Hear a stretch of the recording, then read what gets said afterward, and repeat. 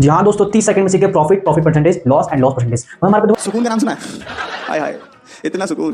तो क्वेश्चन जैसे ये रहा है, बोले यदि किसी वस्तु को 1000 रुपए में खरीदा जाता है और 1500 रुपए में बेचा जाता है, तो बताना है आपको कि लाभ हुआ यानी हानि, यानी प्रॉफिट हुआ या लॉस हुआ। और साथ ही साथ हमें ये भी बताना है कि लाभ प्रतिशत और या हुआ हानि प्रतिशत। ठीक है, बस अब याद इतना रखना, यदि हमने किसी वस्तु खरीदा है तो वो हमारे लिए होगा सीपी। जैसे मान लो मार्कर है, मार्कर मैंने 30 रुपए खरीदा तो ये मेरे लिए होगा सीपी, कॉस्ट प्राइस। और इसी मार्कर को मैंने 50 में बेचा तो वो हो जाएगा हमारे लिए एसपी। ठीक है दोस्तों, याद है ना, अगर हमारा एसपी ज्यादा हुआ, ठीक है, एसपी क्या हुआ, ज्यादा हुआ किससे, सीपी से, तो हमेशा क्या हुआ, प्रॉफिट होगा। जैसे मैंने 30 रुपए का मार्कर खरीदा था और मैंने बेचा कितना था, 50 रुपए में। दोस्तों मेरा एसपी क्या है, ज्यादा है, सीपी क्या है, कम है। तो अगर एसपी ज्यादा हुआ तो हमेशा क्या होगा, प्रॉफिट होगा। और वही दोस्तों सीपी कम है, अगर एसपी कम मतलब सीपी ज्यादा है और एसपी कम है तो हमेशा क्या होगा, हमें लॉस होगा। जैसे मैं 30 रुपए का मार्कर खरीदा और इसको मैंने 10 रुपए में बेच दिया तो हमेशा मुझे क्या होगा, लॉस ही होगा। यानी सीपी जब बड़ा होगा, एसपी क्या होगा, छोटा होगा, तो हमें क्या होगा, लॉस होगा। अब इस कंडीशन में देखो, हमें वस्तु कितने खरीदी बताओ हमने, 1000 रुपए में, तो सीपी हमारे लिए बताओ कितना हो गया, 1000 हो गया।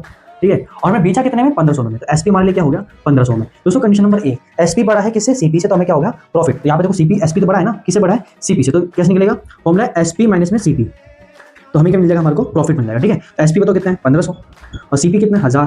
तो ये बता दो हमें कितने का क्या हुआ, प्रॉफिट हुआ। हमें प्रॉफिट हुआ कितने का दोस्तों, 500 का। ठीक है, अच्छा अब हमें बोलना है कि अगर आपको लाभ हुआ है तो बता दो प्रतिशत। दोस्तों जितने का भी लाभ हुआ है, जितने का भी लाभ हुआ है वो लिखेंगे आप, हमें निकालना प्रतिशत, लाभ प्रतिशत।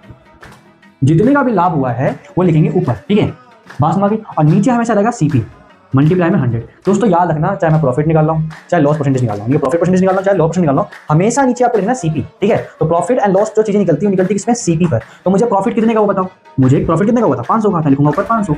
सीपी कितना है, सीपी तो सब 1000 है, और मल्टीप्लाई से करना है 100 से। आप कर लो बस, तो 2 0 कट गया, 0 से 0 कट गया, हमारा कितना गया, 50। तो मुझे 50% का क्या हुआ दोस्तों, प्रॉफिट हुआ है। ठीक है, इसी तरह से दोस्तों अगर लॉस हुआ होता तो यहाँ पे लिखते क्या था, आप यहाँ पे हानि पर निकाल देना आप, तो अब यहाँ बस एल लिखा था, एल मतलब जितने का लॉस हुआ वो लिखते, नीचे क्या आता है सीपी और मल्टीप्लाई में लिखते दोस्तों 100। ठीक है, तो इस तरह से आप लॉस परसेंटेज भी निकाल सकते हो। ठीक है, अब हमें इस क्वेश्चन आपको बताना है कि लाभ हुआ या हानि है, और लाभ प्रतिशत या हानि प्रतिशत आपको इसमें साथ साथ बतानी है। ठीक है, ये आपके पास लाभ निकालने का फॉर्मूला, निकालना को हानि निकालने का फॉर्मूला, और मैंने परसेंट को पहले भी सिखा दिया। ठीक है।